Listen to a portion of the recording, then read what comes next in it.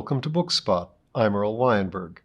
This time, we continue our reading of The Star Beast by Robert Heinlein.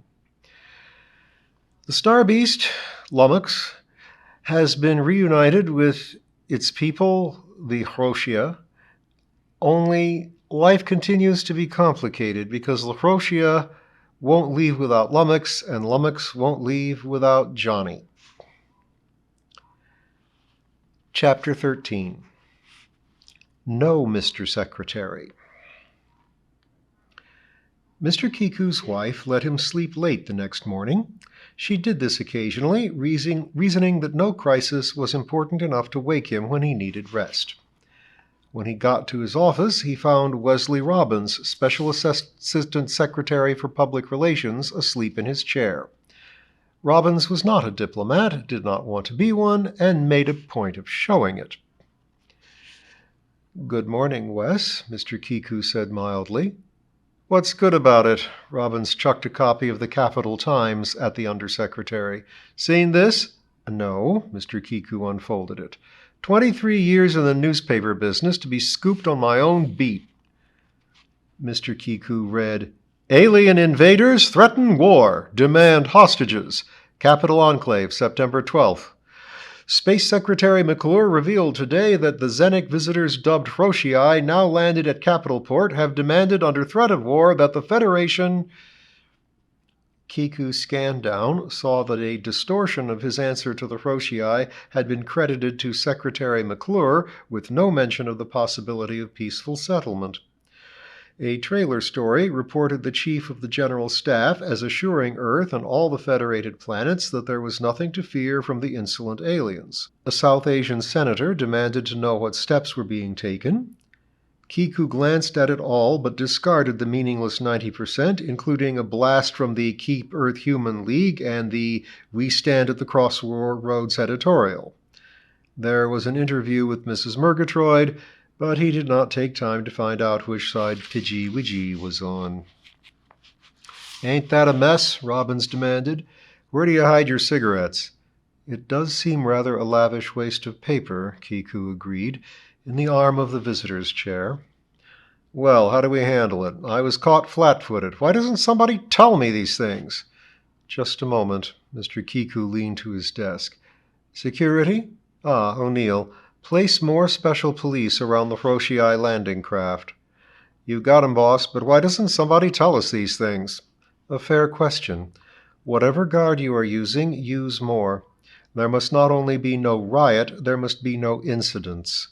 Station as many trained tension dispersal technicians in the crowd as you can scrape up, then borrow more from other agencies. Then give special attention to lunatic fringe organizations. Xenophobic ones, I mean. Any trouble yet?" "Nothing we couldn't snuff out, but I'm making no promises. I still think somebody ought to tell..." "No doubt. Keep in touch with me."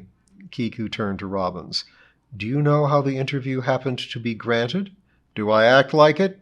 He was going to the Tricon's citation dinner, safe as houses. I got his approval on his speech, gave him his copy, and passed the others around to the boys with suggestions on how to play it. Everybody happy. I get up this morning feeling 90, and before I've had my coffee, I feel 150. Does know anybody wants my job? I'm going to study how to be a beachcomber." A reasonable thought. "Wes, let me bring you up to date. Nothing was to be released about this matter until it was concluded, but now..." He quickly outlined the latest Hroshii crisis. Robbins nodded. "I see. And number one jerked the rug out from under you. A fine playmate." "Well, we had better see him. Is he here?" "Yes, I was waiting for you, pal. Will you hold him while I hit him, or the other way around?" "Whichever you wish. Shall we get it over with?" The secretary was in. They were admitted, and McClure got up to seat them, after which they just sat.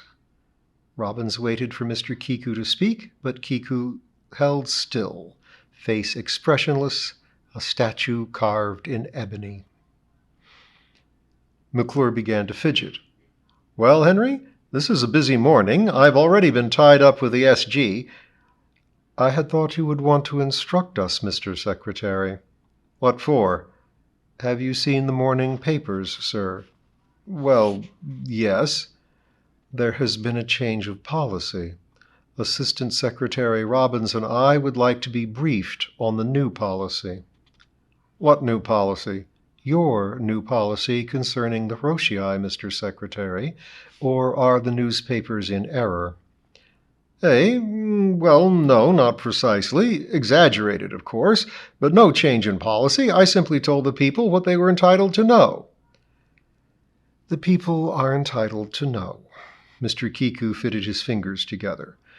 "Ah, yes. In a government based on free consent of free men, the people are always entitled to know. An old bureaucrat such as myself sometimes loses track of that fundamental.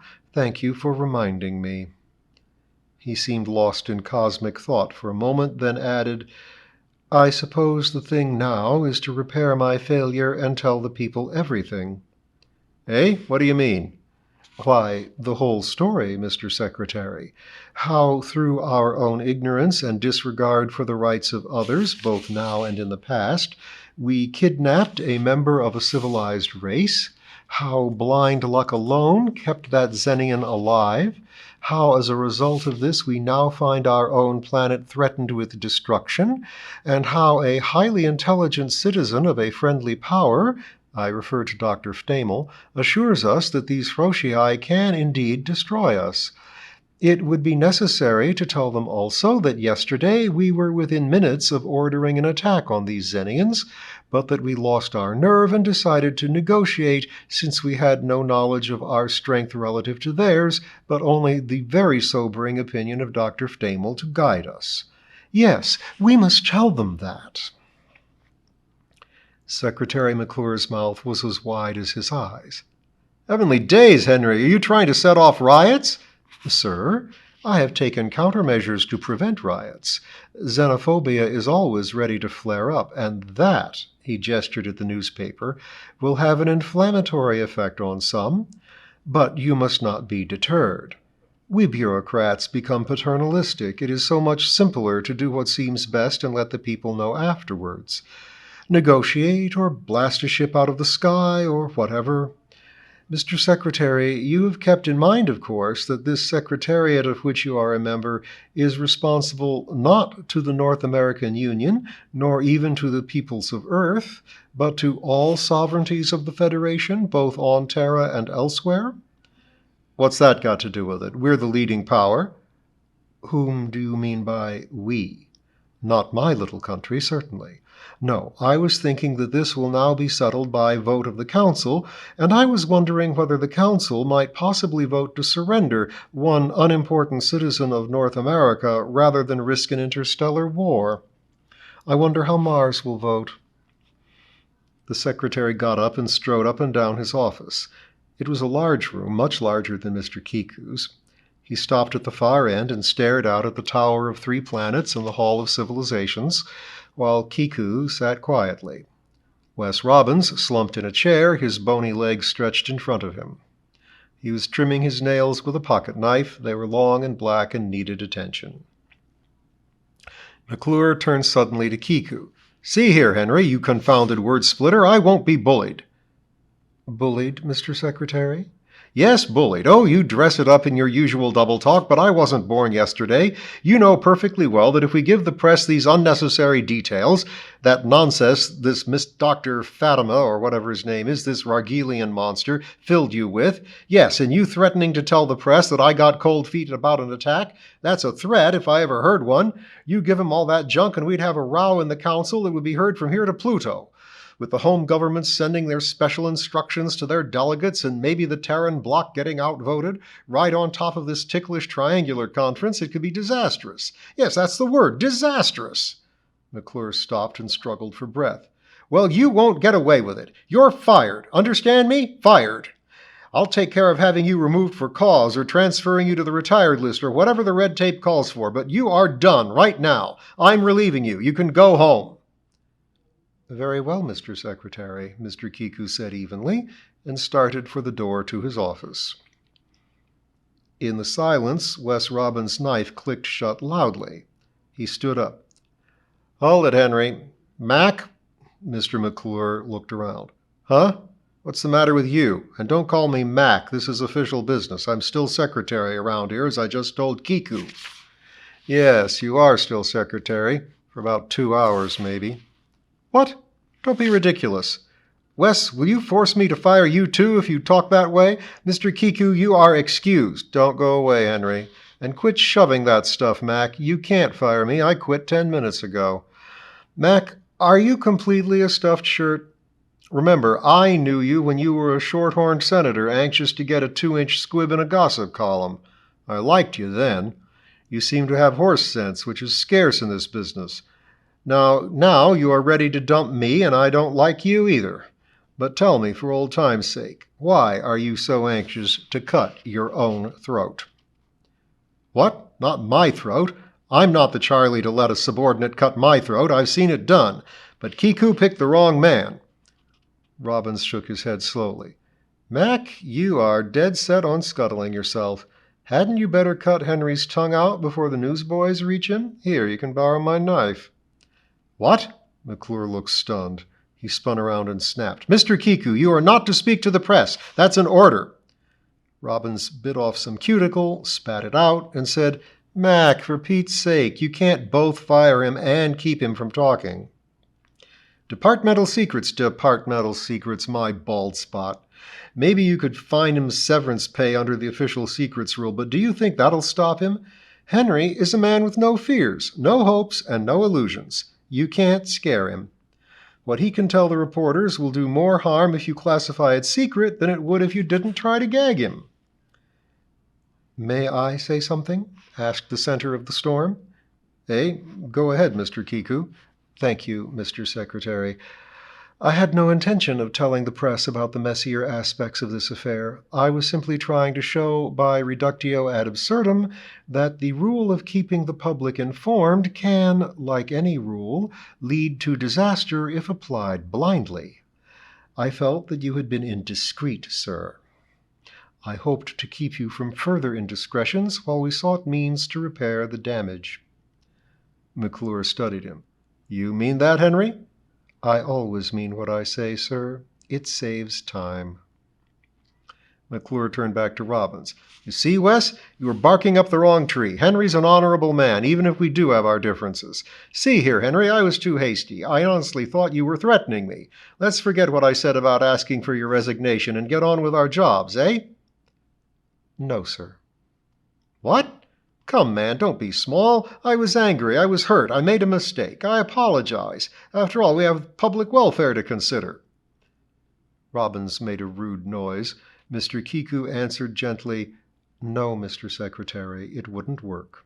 Once having been fired by you, I could not again be able to act with confidence under your delegated authority. A diplomat must always act with confidence. It is often his only weapon. Well, all I can say is I'm sorry. I really am. I believe you, sir.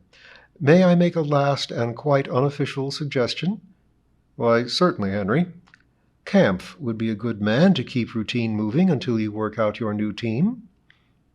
Why, surely, if you say he's the man for it, I'm sure he must be. But, Henry, we'll keep him there on a temporary basis, and you think it over. We'll call it sick leave or something.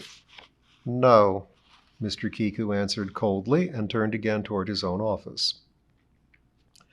Before he could reach it, Robbins spoke up loudly. Take it easy, you two. We aren't through. He spoke to McClure. You said that Henry was an honorable man, but you forgot something. What? I ain't. Robbins went on. Henry wouldn't do anything that wasn't cricket. Me? I was raised in a river ward, and I'm not bothered by niceties. I'm going to gather the boys together and give 'em the word. I'm going to tell them where the body is buried, how the apple cart was upset, and who put the overalls in the chowder.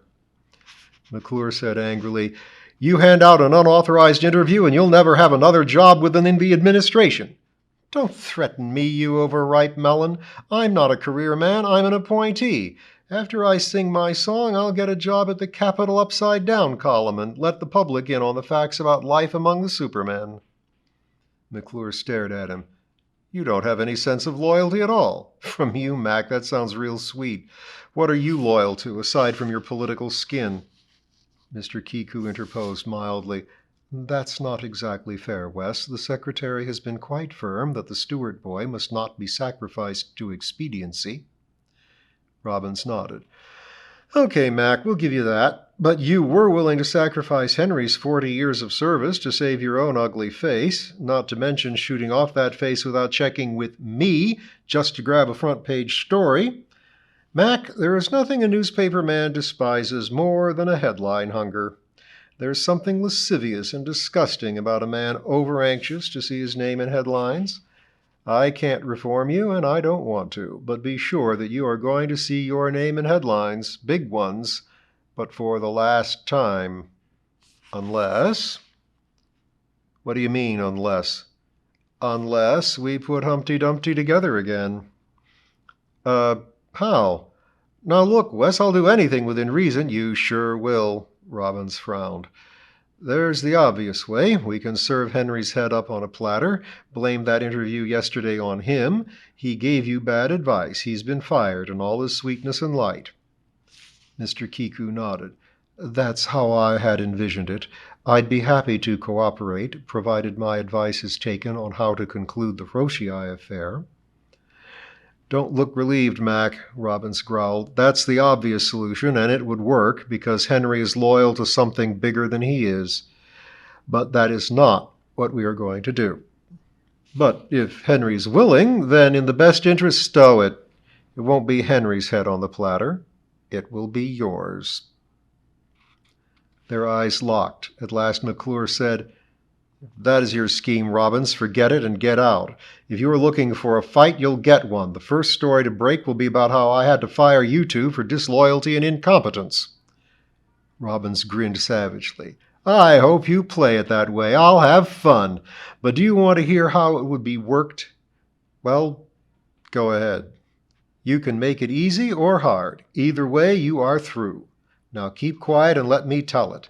You're done, Mac. I don't claim to be a scholar of Zeneck affairs, but even I can see that civilization can't afford your county courthouse approach to delicate relations with non-human races. So you're through. The question is, do you do it the hard way, or do you go easy on yourself and get a nice puff in the history books? McClure glowered but did not interrupt. Force me to spill what I know, and one of two things happens. Either the Secretary General throws you to the wolves, or he decides to back you up and risk a vote of no confidence from the Council, which is what he would get. The Martian Commonwealth would gleefully lead the stampede, Venus would follow, the outer colonies and the associated Zeneck cultures would join in. At the end, you would have most of the Terran nations demanding that the North American Union surrender this one individual to avert a bust-up of the Federation. All you have to do is shove the first domino. All the others would fall, and you would be buried under the pile. You couldn't be elected dog catcher. But the easy way runs like this. You resign, but we don't publish the fact, not for a couple of weeks. Henry, do you think 2 weeks will be long enough? It should be ample, Mr. Kiku agreed gravely. During that time, you don't wipe your nose without Henry's permission. You don't say a word unless I okay it.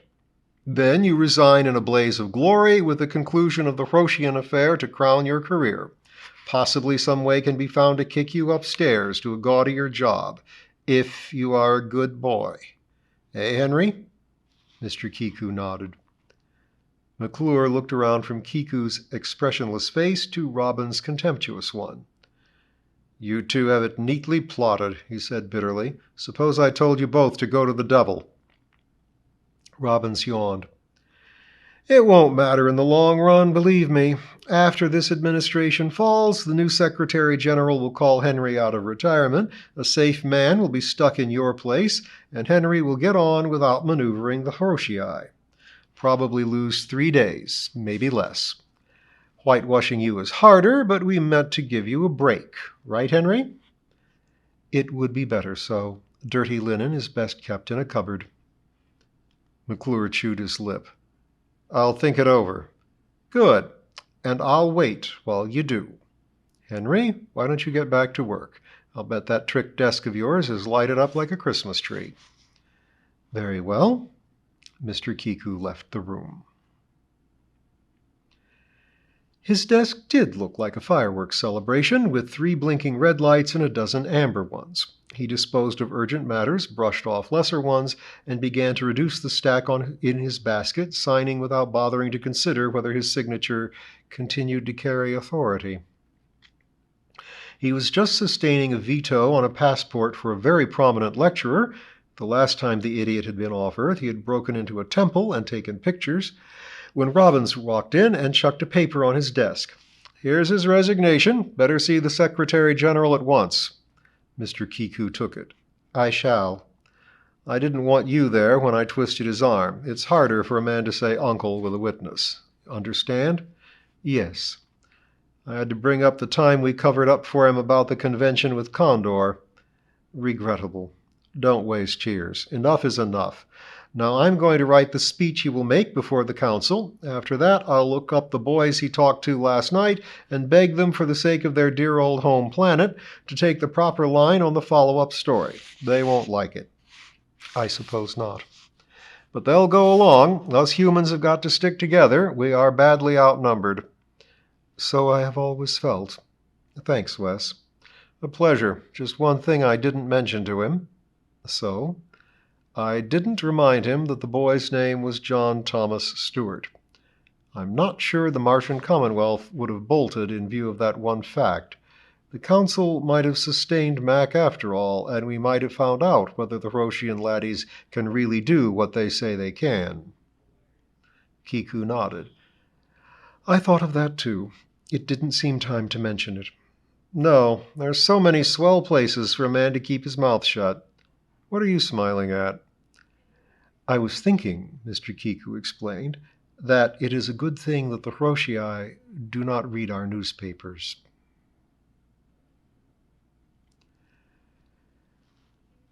So that's one hurdle passed. But there are more, and we'll see them next time.